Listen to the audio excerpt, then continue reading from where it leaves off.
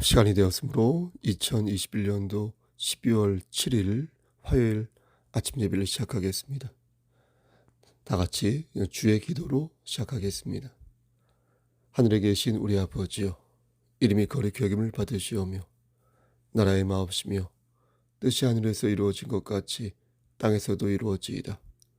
오늘날 우리에게 일용할 양식을 주시옵고 우리가 우리에게 죄 지은 자를 사하여 준 것 같이 우리의 죄를 사하여 주시옵고 우리를 시험에 들게 하지 마시옵고 다만 악에서 구하옵소서. 나라와 권세와 영광이 아버지께 영원히 있사옵나이다. 아멘. 거룩하시고 자비로우신 하나님 아버지, 하나님의 크신 사랑을 진심으로 감사드립니다. 오늘도 우리에게 새로운 하루를 허락하셔서 예배로 하루를 열 수 있도록 도와주시는 애 감사합니다. 하나님께서 생명의 성령의 법으로 우리와 함께 하시고 우리와 늘 동행하여 주심을 우리는 확신합니다. 그리하여 우리가 죄를 지을 때마다 다시 주님의 보혈을 의지하여 주님의 은혜를 간구할 수 있도록 하시고 하나님의 손을 붙잡고 일어서기를 소망하는 마음을 허락하여 주심을 진심으로 감사드립니다. 하나님, 이러한 마음 변치 않도록 우리를 꽉 붙잡아 주시고 우리 송석교회 지체들 그리고 경천로의 목사님들 아무도 나오고자 되지 아니하도록 장중에 붙잡아 주시옵소서. 하나님, 우리에게 겸손한 마음을 허락하여 주시기를 소원합니다. 교만하여서 하나님의 영광을 가리는 그런 삶을 살지 않도록 하시고 내가 받은 은혜를 감사히 여기며 나에게 주어진 사명을 기쁨으로 감당하며 한 발 한 발 묵묵히 정진하는 그런 우리가 될 수 있도록 붙잡아 주시옵소서. 힘들고 지칠 때 형제와 자매를 돌아볼 수 있도록 하시고 그들의 짐을 함께 질 수 있도록 하시고 나의 짐 또한 그렇게 함께 십시일반으로 경감될 수 있다는 그런 기대를 할 수 있도록 도와주시옵소서. 서로의 짐을 함께 지고 하나님의 영광을 위하여서 한 발 한 발 나아갈 때에 우리는 지금보다 더 깊고 풍성한 삶을 또 즐겁고 행복한 삶을 살 수 있을 것이라 믿사오니 주여 우리의 삶을 선도하여 주시고 이 땅에서 아름다운 지위를 획득하고 머리가 될 수 있도록 주여 축복하여 주시옵소서. 심신이 연약한 우리의 지체들 위해 기도합니다. 하나님, 그들에게 함께 하셔서 그들의 질병을 치료하여 주시고 다시 건강을 회복하여 하나님의 일을 감당할 수 있도록 도와주시옵소서. 하나님, 인류를 위해서도 기도합니다. 코로나로 인하여서 많은 사람들이 병들고 또 지치고 또 목숨을 잃는 경우도 있습니다. 하나님, 긍휼한 은혜를 베풀어 주시사 기회를 주시고 이것이 하나님께서 주신 재앙이라면 하나님 말씀 안에서 그때에 걷어주시기를 간절히 소원합니다. 우상을 숭배하지 아니하고 오직 여호와 하나님만을 섬김으로 말미암아 예비된 복들을 다 받아 누리는 우리 그리스도인이요 또한 우리의 이웃이요 인류가 될 수 있도록 도와주시고 그러나 그 중심에 종말론적인 사고관을 분명히 가지고 있어서 이제 임재하게 될 예수 그리스도의 그 도래하심을 기대하고 기다릴 수 있는 자 될 수 있도록 우리의 마음을 붙잡아 주시옵소서. 모든 말씀 우리를 죄에서 구속하여 주신 주 예수 그리스도인 받들어 감사하며 기도드렸사옵나이다. 아멘. 하나님 말씀 갈라디아서 5장 1절에서 15절 말씀입니다. 갈라디아서 5장 1절에서 15절입니다. 신약성경 307쪽입니다. 그리스도께서 우리를 자유롭게 하려고 자유를 주셨으니 그러므로 굳건하게 서서 다시는 종의 멍에를 매지 말라. 보라, 나 바울은 너희에게 말하노니 너희가 만일 할례를 받으면 그리스도께서 너희에게 아무 유익이 없으리라. 내가 할례를 받는 각 사람에게 다시 증언하노니 그는 율법 전체를 행할 의무를 가진 자라. 율법 안에서 의롭다함을 얻으려 하는 너희는 그리스도에게서 끊어지고 은혜에서 떨어진 자로다. 우리가 성령으로 믿음을 따라 의의 소망을 기다리노니 그리스도 예수 안에서는 할례나 무할례나 효력이 없으되 사랑으로서 역사하는 믿음뿐이니라. 너희가 다름질을 잘하더니 누가 너희를 막아 진리를 순종하지 못하게 하더냐. 그 권면은 너희를 부르신 이에게서 난 것이 아니니라. 적은 누룩이 온 덩이에 퍼지느니라. 나는 너희가 아무 다른 마음을 품지 아니할 줄을 주 안에서 확신하노라. 그러나 너희를 요동하게 하는 자는 누구든지 심판을 받으리라. 형제들아, 내가 지금까지 할례를 전한다면 어찌하여 지금까지 박해를 받으리요? 그리하였으면 십자가의 걸림돌이 제거되었으리니 너희를 어지럽게 하는 자들은 스스로 베어버리기를 원하노라. 형제들아, 너희가 자유를 위하여 부르심을 입었으니 그러나 그 자유로 육체의 기회를 삼지 말고 오직 사랑으로 서로 종노릇하라. 온 율법은 내 이웃을 사랑하기를 내 자신같이 하라 하심 한 말씀에서 이루어졌나니 15절. 만일 서로 물고 먹으면 피차 멸망할까 조심하라. 하나님, 이 말씀을 들어 사용하여 주시옵소서. 예수 그리스도인 받들어 감사하며 기도드렸사옵나이다. 아멘. 군대에 가면 소속이라는 개념을 확실하게 배웁니다. 그 전까지는 소속이라고 해봤자 가족이나 학교 정도인데 군대에 가면 소속이 주는 개념이 남다른 것입니다. 항상 어디 소속인지 밝혀야 하고 새로운 일에 직면하여 상관을 만날 때마다 관등 성명을 분명히 밝혀야 합니다. 그렇게 하지 않으면 의심의 눈초리를 받거나 행위에 있어서 정당한 권리를 받을 수 없습니다. 일 처리도 내가 어디에 속해 있는지 분명히 밝히고 진행을 해야 일사불란하게 진행하거나 대처할 수가 있습니다. 어디에 소속되어 있다는 것은 일정한 기간에 내가 딸려 있다는 것인데 마치 캥거루 새끼 있죠?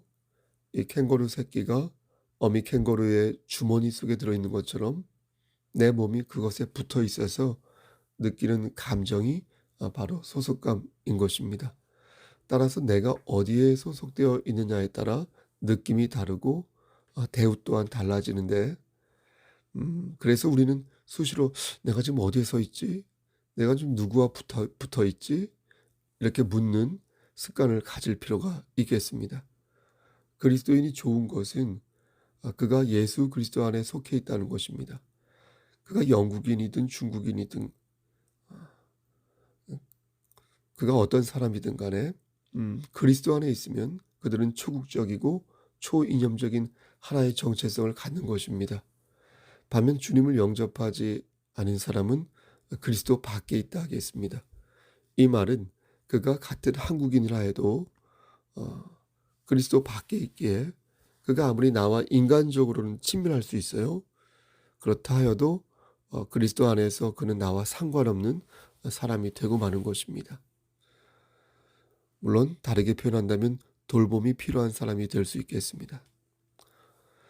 그리스도를 영접한 사람은 그리스도 안에 있어서 하나님의 일차적인 보호 아래 있게 됩니다.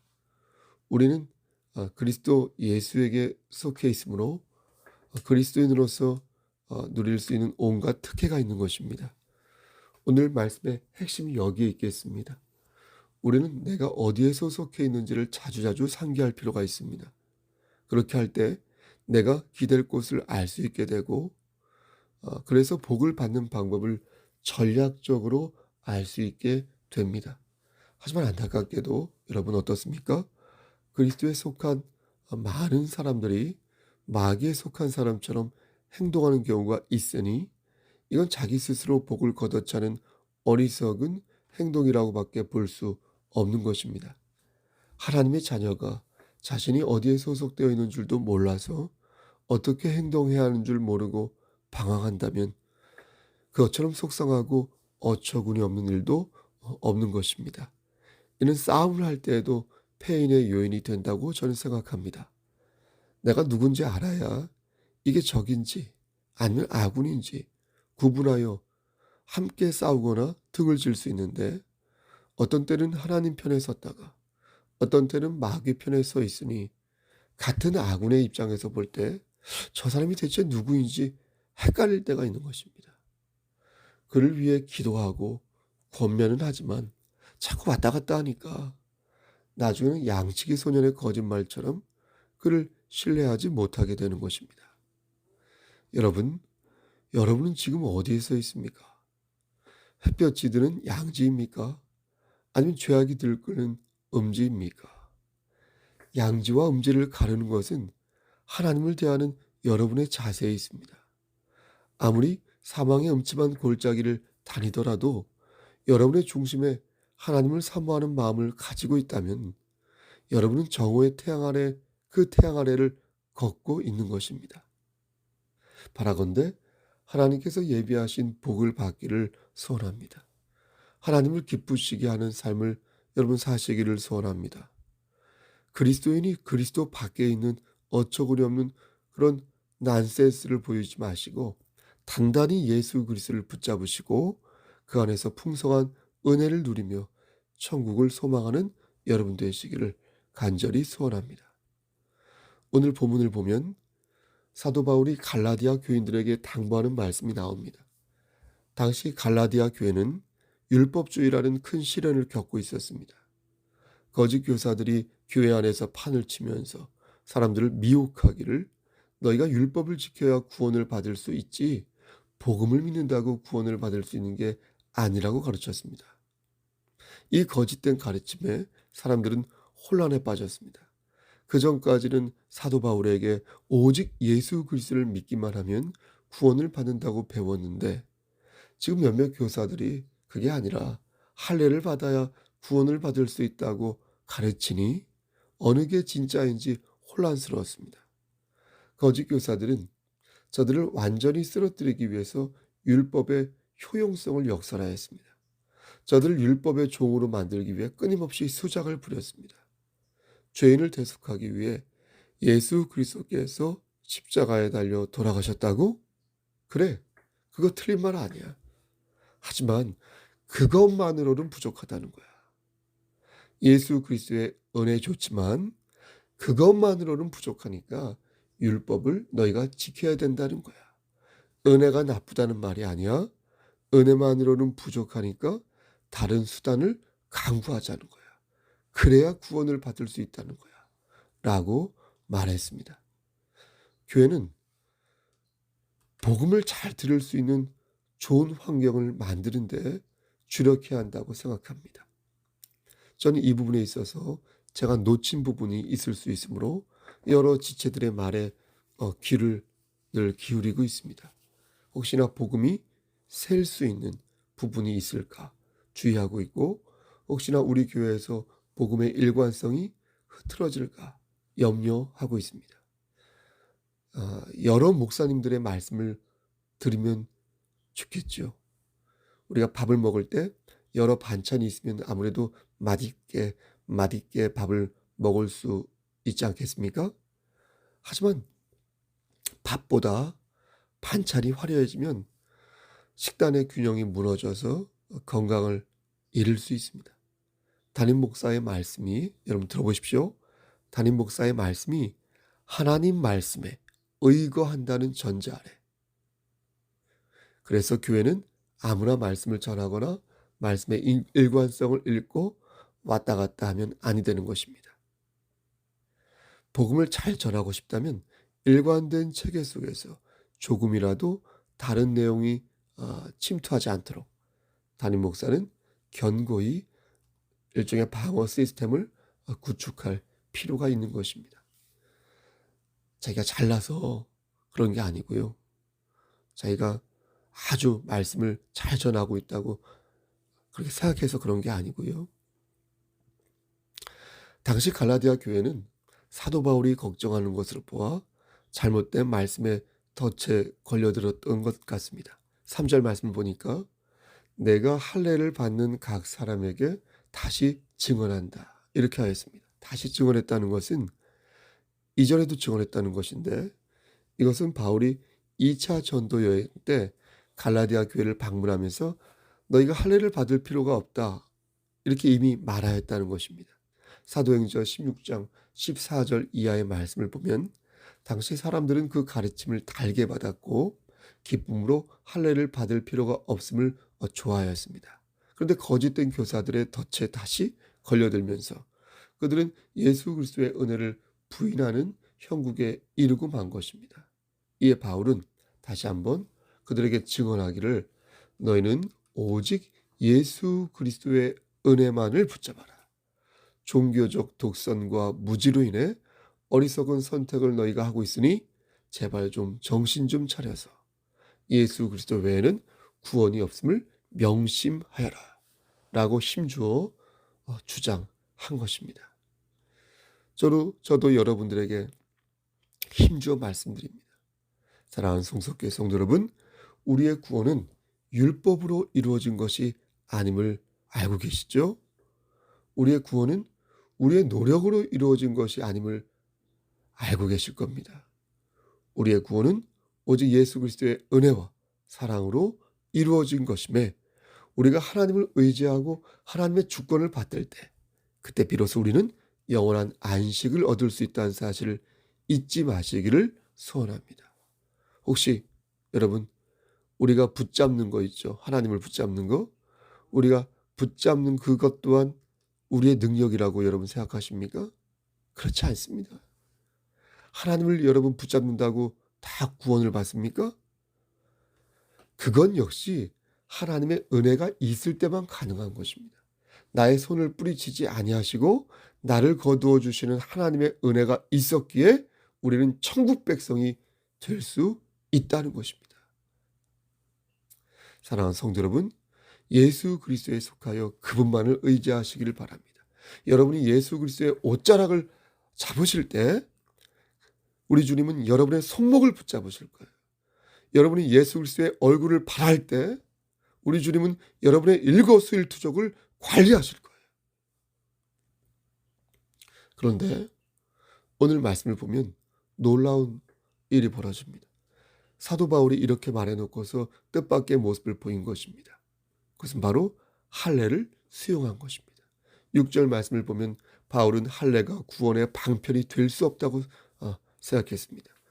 또 무할례 역시 구원의 방편이 될 수 없다고 생각했습니다. 그러니까 할례를 받아야 구원을 받을 수 있다는 것이나 반대로 할례를 받지 말아야 구원을 받을 수 있다는 것이나 모두 잘못됐다고 말하면서 오직 예수 그리스도만이 우리를 살릴 수 있다 이렇게 강조했습니다. 근데 지금 바울이 할례를 받아들인 것입니다. 우린 이걸 어떻게 이해해야 할까요? 한 가지 예를 들어서 설명해 보겠습니다. 태국의 고산족에 카렌족이라고 있는데 이 부족 안에 있는 여성들은 한결같이 목이 깁니다. 여러분 그림을 보았을 겁니다. 왜냐하면 그들이 생각하는 미의 기준이 여성이죠.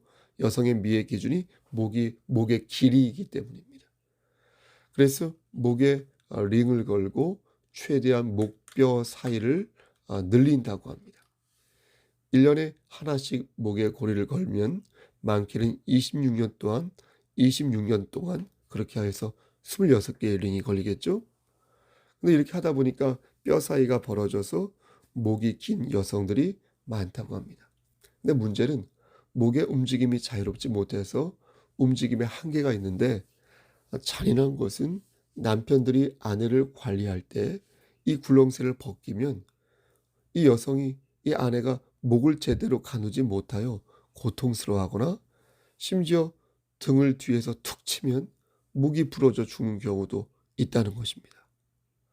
여러분 참으로 잔인하고 폐역한 문화라고 할 수 있지 않을까요? 하지만 여인들은 그러한 문화를 나쁘다고 생각하지 않는다는 것입니다.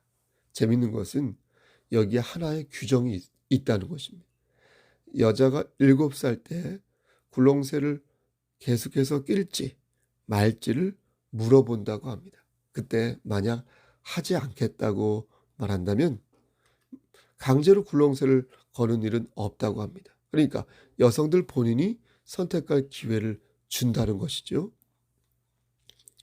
많은 인류학자들이 이 카렌족을 보면서 아무리 문화가 달라도 그 안에는 분명한 보편적인 어떤 기준과 가치가 있다라고 말합니다. 사람을 잡아먹는 식인종들 사이에도 나름 지켜야 할 어떤 룰이 있고, 그가 많이 배웠든 적게 배웠든 간에 사람으로서 공통으로 지녀야 할 어떤 기본 소양과 보편적인 정서 혹은 가치, 이런 것이 있다라는 것을 인류학자는 웅변하는 것입니다. 예수님을 영접한 우리도 비슷한 맥락을 갖습니다. 우리는 그리스도인만이 가지고 있는 영적인 속성이 있습니다. 예수를 영접하지 않은 사람들은 이게 없지만, 예수에 속한 사람들은 영적인 속성이 있습니다. 성경에서는 여러분 그것을 뭐라고 말씀하시는가 혹시 아십니까? 그게 바로 생명의 성령의 법이라는 것입니다. 생명의 성령의 법.